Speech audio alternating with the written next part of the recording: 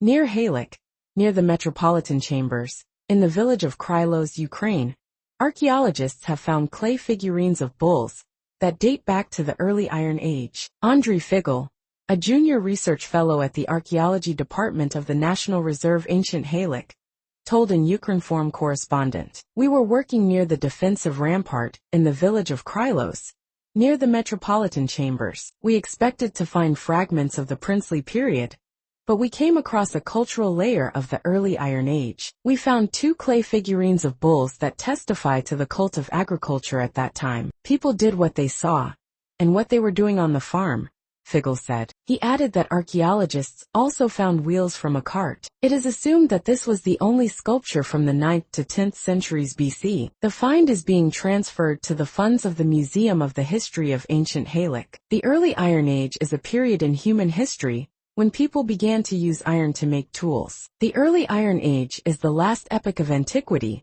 which lasted from the end of the 2nd to the 1st millennium BC. On the territory of Ukraine, this era begins in the 12th century BC. The most interesting pages of the early Iron Age are related to the Scythians and Sarmatians. Metropolitan Chambers in the village Krylosi, Halitsky district, Ivano-Frankivsk region.